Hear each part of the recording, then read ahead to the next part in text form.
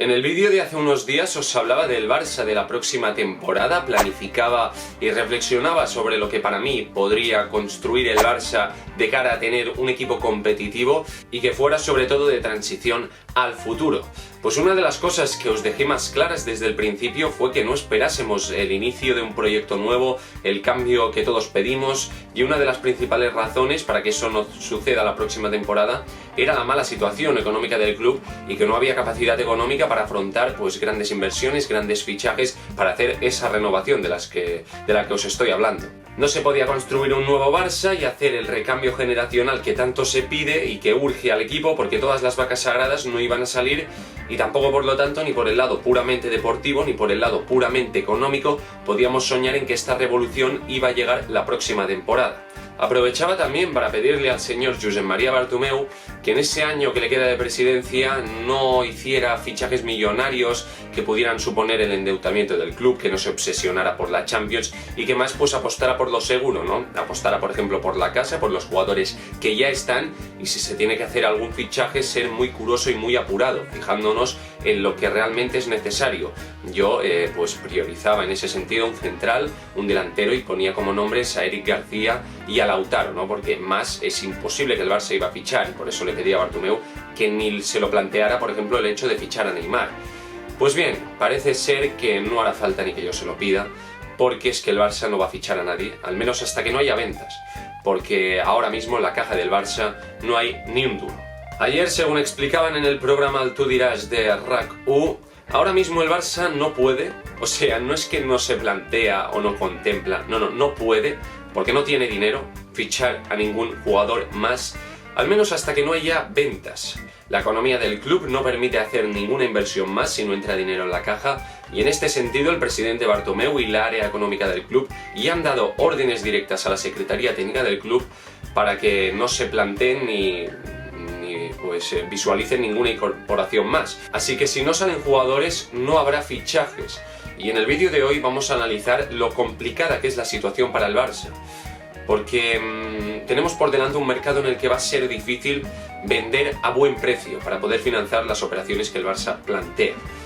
Y es que esto tiene pinta de que el proyecto ganador que quiere construir el Barça, que quieren construir para Messi, con el que se quiere aspirar a volver a ser el equipo que éramos, pues en principio lo que decía, al menos hasta de aquí a un año o dos esto no va a pasar. Y también voy a aprovechar para intentar explicar cómo se ha llegado a esta situación y cómo la junta de Josep María Bartomeu ha llevado el club a la ruina después de este parón, que evidentemente ha contribuido, pero el problema ya venía desde mucho antes. Así que, tela, amigos y amigas, empezamos.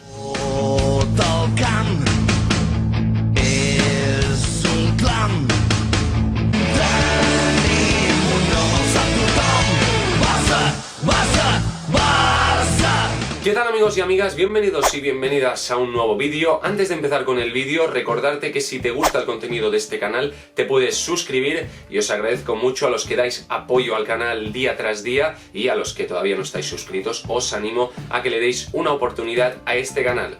Y dicho esto, vamos a empezar con el tema de hoy porque, como os decía, tiene tela. Vamos a ver cómo la gestión de Josep María Bartomeu ha llevado al Barça a la ruina.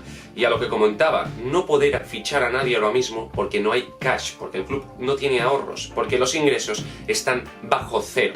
He repetido en más de una ocasión que la situación económica del club es crítica desde hace mucho antes de la pandemia, que evidentemente la pandemia ha contribuido en este sentido a agravarla, pero que la manera que tiene de trabajar y sobre todo gestionar la situación esta junta directiva ya avisaba de que esto podía pasar algún día. Ya ha pasado. El club está bajo mínimos económicamente hablando, hasta haber llegado al punto de no poder fichar a nadie. El Barça, un club que presuntamente tiene que aspirar a ganarlo todo cada año, uno de los mejores equipos del mundo y que de hecho se había convertido en el club con más ingresos y más presupuesto del mundo, ha terminado así, en la inmensa y profunda ruina. Y todo por culpa de la mala gestión de esta junta, que no ha tenido la capacidad de saber gestionar bien, valga la redundancia, sobre todo los ingresos del club. Y es que la economía del Barça atraviesa uno de los momentos más críticos, sin duda, de su historia. La directiva de Bartomeu aprovechó la prosperidad en ingresos para hacer del derroche su modelo de gasto, algo que ya cuando empezó esta pandemia avisábamos de que podía pasarle factura al club. Pero, como decía, la situación no viene de ahora, por esta pandemia, no viene de mucho más atrás. Esto es la consecuencia de una mala gestión durante muchos años, que evidentemente ahora te has encontrado con un problema que no preveías, pero igual que no preveías no preveías ninguno, ¿no? Como en su momento se marchó Neymar y tampoco se supo gestionar su marcha. Pero insisto, no justifiquemos la situación por la crisis del coronavirus. Antes de esto, la deuda total del club ascendía a los 511 millones de euros, una cantidad que se podría arrastrar durante las 4 próximas temporadas, y aquí aprovecho para recordar que el nuevo marrón con el que se va a encontrar el presidente que venga es abismal, o sea, va a tener que afrontar algo que yo no sé cómo lo va a solucionar. O sea, tanto Laporta como Víctor Font, cuando lleguen a la presidencia, si es que llega alguno de ellos, se van a encontrar con un papelón, porque es que la situación económica, sobre todo, también deportiva, pero ahora hablamos económicamente, en la que va a dejar el club Josep María Bartomeu, va a ser un auténtico drama. Yo ya es que me río por no llorar. El parón obligó al club a recurrir a un ERTE que sin embargo no garantizaba cuadrar cuentas, y en artículos que yo he leído y que de hecho algunos estoy aprovechando para haceros este vídeo, se llega a afirmar que el club tendría que avalar parte del gasto de la próxima temporada.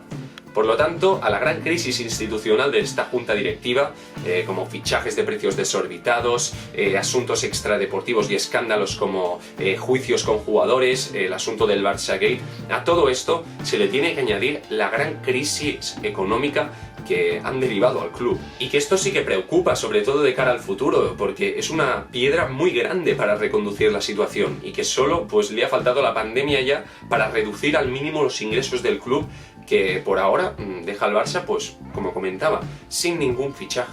Pero me interesa analizar las cifras y datos concretos que el club ha seguido para llegar a esta situación, a la que estamos ahora. Y aprovecho para deciros que os dejaré el enlace de estos artículos que estoy utilizando para hacer este vídeo en la descripción, por si los queréis leer, porque evidentemente no son de un medio como Sport o Mundo Deportivo, que nos siguen vendiendo, por ejemplo, rumores sobre fichajes imposibles, en definitiva humo, pero en fin, que son muy interesantes y que os recomiendo. Desde que llegó a la presidencia, Josep María Bartomeu elevó el gasto tanto en fichajes como en sueldos, unas cifras que en 2014 significaban un total de 1.068 millones en fichajes y 679 en ventas, lo que significa un balance negativo de 437 millones de euros.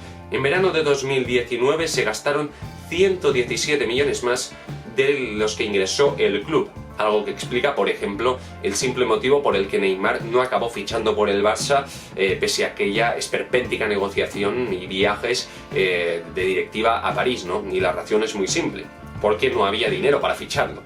Y, o sea, se podían ahorrar toda la actuación de viajar aquí o allí, porque si no hay dinero, evidentemente no se puede fichar. Y es que un camino parecido le puede esperar, por ejemplo, a Lautaro. Se puede vender que el jugador quiere venir, que hay unas negociaciones avanzadas con el jugador, pero aquí la realidad es que si no hay dinero en la hucha, si es que hay hucha, claro, no se va a poder fichar. Además, como veremos ahora, el error ha sido reiterado, ¿no? O sea, esta directiva ha tropezado más de una vez en la misma piedra. Por ejemplo, lo que comentaba, ¿no? Y seguramente un antes y un después importante en este descenso tan importante de ingresos y ese camino hacia la ruina, que fue la salida de Neymar en 2017 al Paris Saint-Germain.